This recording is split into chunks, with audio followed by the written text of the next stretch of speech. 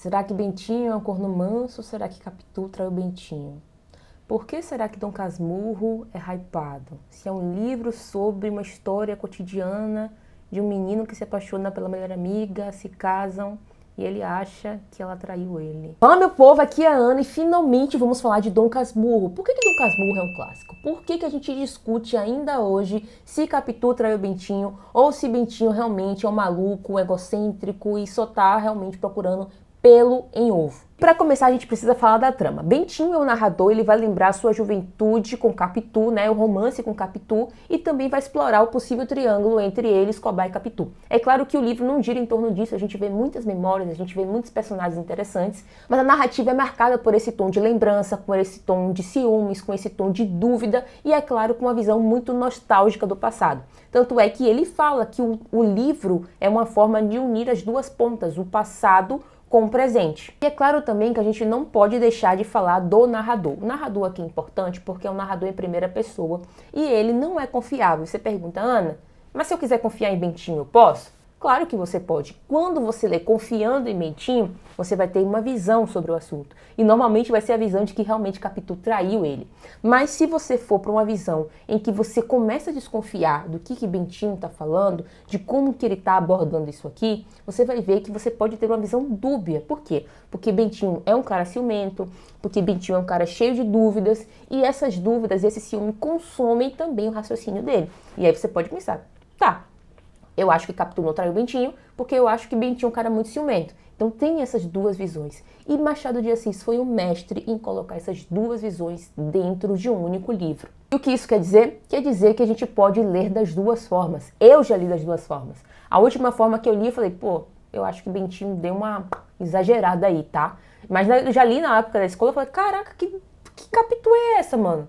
Então, tipo assim, você vai lendo e você vai se envolvendo com a história. E é por isso que esse romance é falado até hoje. Então nós temos três personagens principais. Nós temos o Bentinho, que é aquele cara que é meio que influenciado pelas pessoas ao seu redor, pelas opiniões alheias, e também tem os sentimentos que moldam a narrativa. E nós temos Capitu, que é essa figura enigmática que José Dias vai dizer que ela tem olhos de cigana oblíqua e dissimulada. Tá? E isso vai ficar na cabeça de Bentinho, que ele vai olhar, que não sabe o que é oblíqua, mas sabe o que é dissimulada. Então tem toda essa poesia muito presente também na história de Machado de Assis. E nós temos Escobar, que é o melhor amigo de Bentinho, e eles se conhecem durante o seminário, quando Bentinho quase vira padre.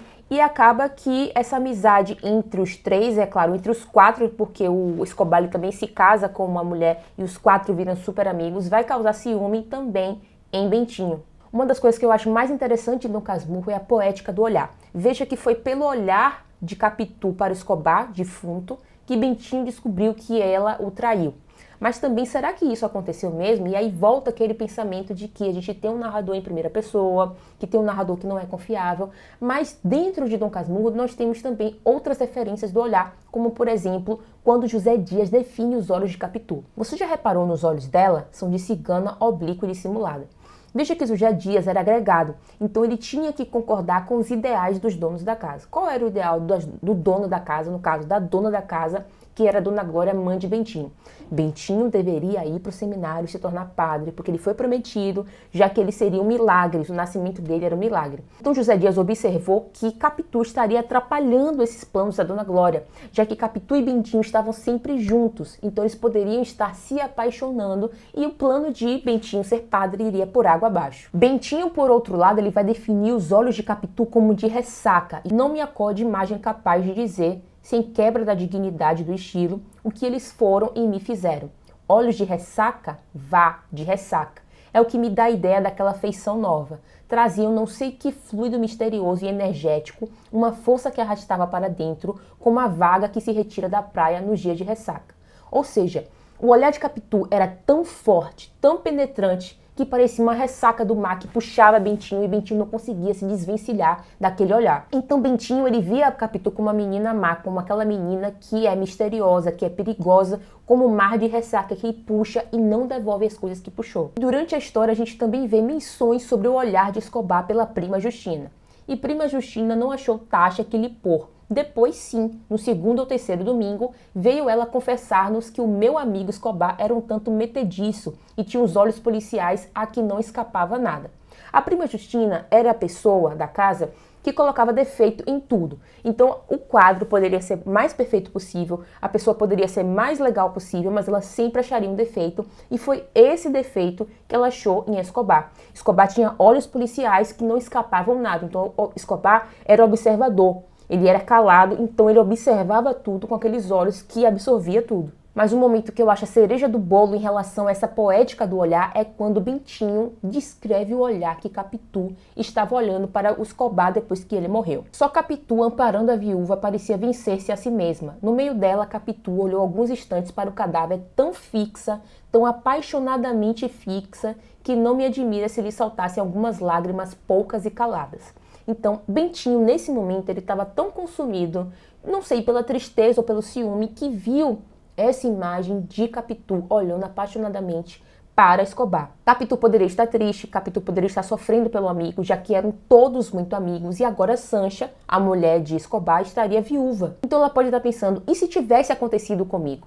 Então, nesse momento, não importa isso. Para Bentinho, Capitu traiu ele aqui e ele descobriu nesse exato momento. Então, observe que a interpretação literária te dá N possibilidades. Nós temos a metáfora dos olhos oblíquos, nós temos a metáfora do olhar de ressaca, e tudo isso em poucas páginas do livro. Imagine se você estivesse lendo esse livro com atenção, com cuidado, dentro de um clube com pessoas para você discutir esses assuntos, e é exatamente isso que eu faço lá no meu Clube Leia Mais. O Clube Leia Mais é um clube por assinatura por apenas R$19,90 e você tem direito ao cronograma, e esse cronograma é uma sugestão de páginas para você ler. Você também tem acesso a materiais extras, são materiais específicos para cada livro, nos quais eu falo sobre o autor, sobre o contexto, sobre coisas interessantes para você interpretar melhor a história. É claro que você também tem acesso a um grupo exclusivo no qual você pode falar diretamente comigo e com todos os assinantes para trocar muita ideia sobre o livro, literatura, dicas de leitura, e também uma aula ao vivo comigo e com todos os assinantes para a gente discutir ao vivo sobre o livro, sobre coisas que vocês acharam interessante, e tudo isso por R$19,90.